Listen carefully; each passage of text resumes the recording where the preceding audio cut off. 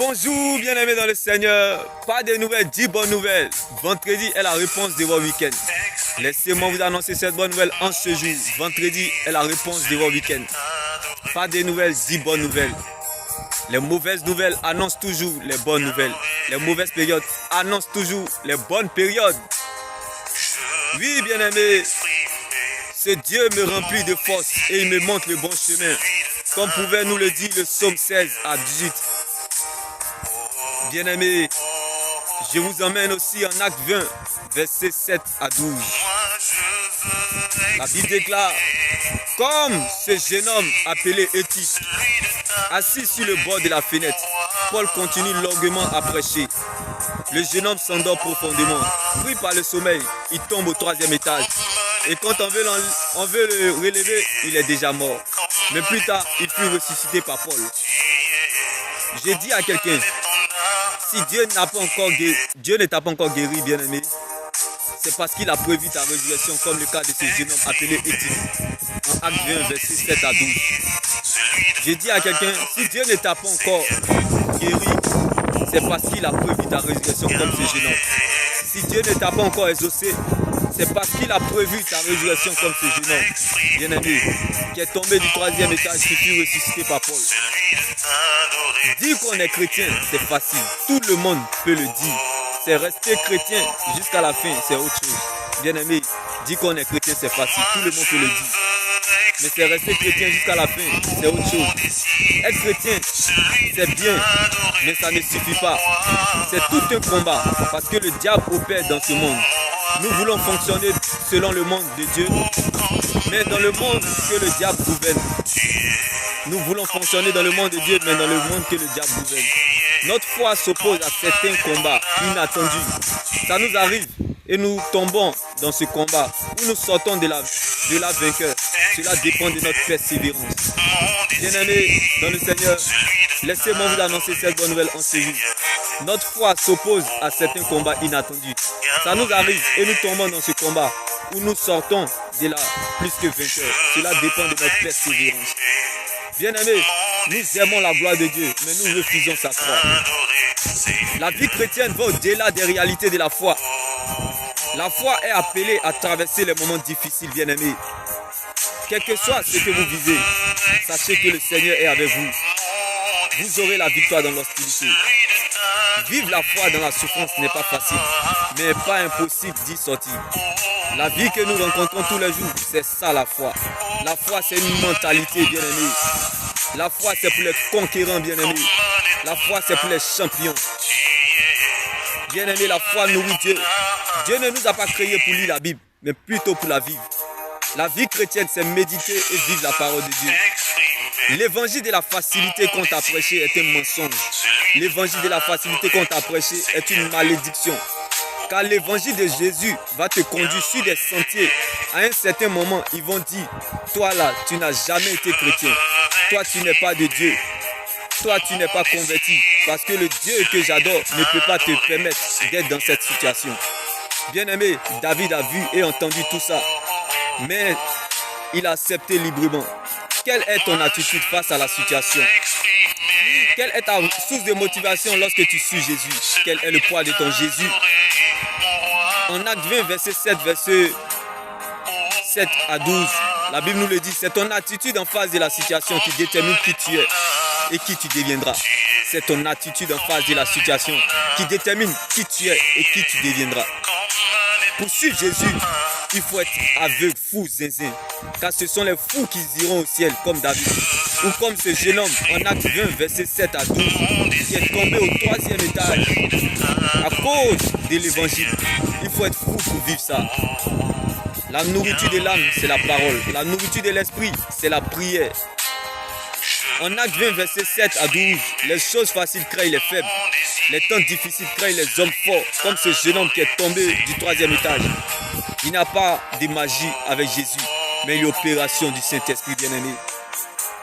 L'exhortation du matin, bien-aimé, combattu mais jamais abattu.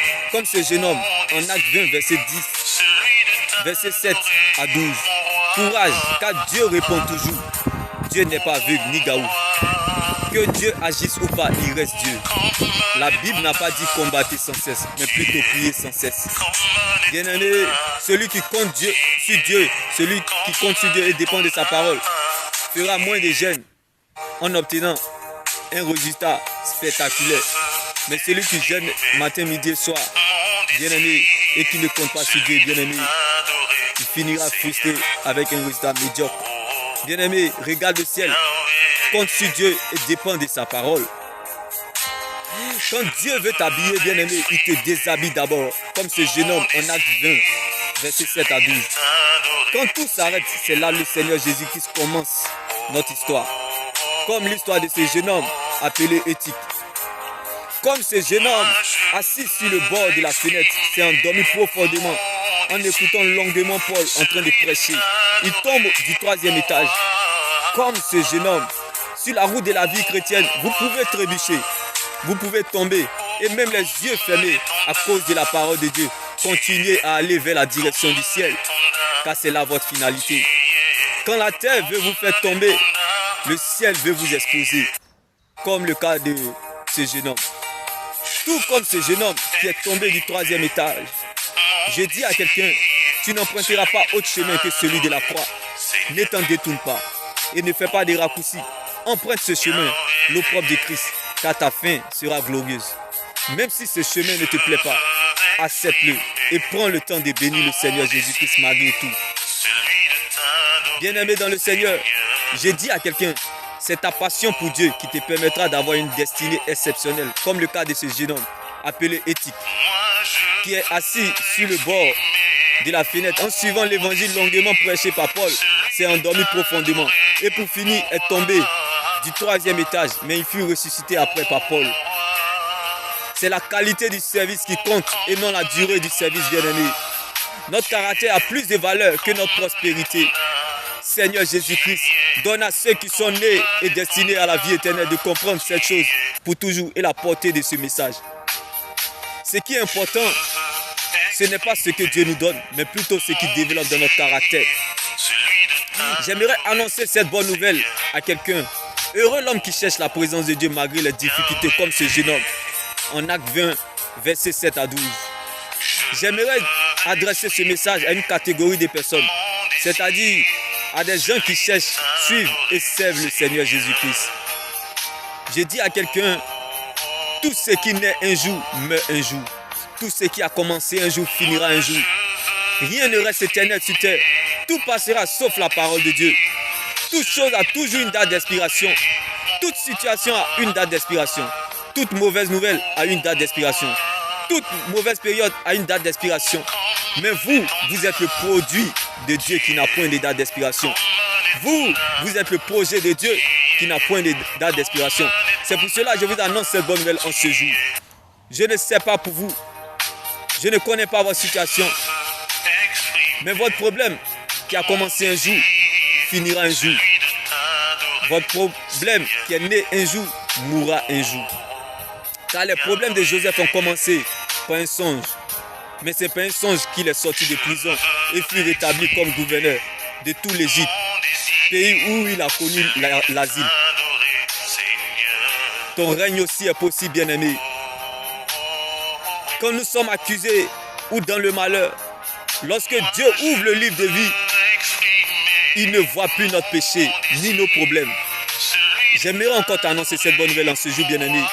Quand nous sommes accusés ou dans le malheur, lorsque Dieu ouvre le livre de vie, il ne voit plus nos péchés ni nos problèmes. Bonjour, bien-aimé dans le Seigneur. Rebonjour encore. L'exhortation de ce matin est tirée dans Acte 20, versets 7 à 11. Et le thème de l'exhortation est Paul ressuscitant un jeune homme appelé Éthique. Je lis la parole du Seigneur. La Bible déclare, bien-aimé dans le Seigneur, en Acte 20, versets 7 à 12. Le samedi soir, nous sommes réunis pour partager le pain. Paul prend la parole devant les frères et les sœurs chrétiens. Puisqu'il doit partir le jour suivant, il continue à parler jusqu'à minuit. Nous sommes réunis dans la pièce qui est en haut de la maison. Là, il y a beaucoup de lampes allumées. Un jeune homme appelé Éthique est assis sur le bord Bien-aimé de la fenêtre, Paul continue à parler longuement. Éthique s'endort.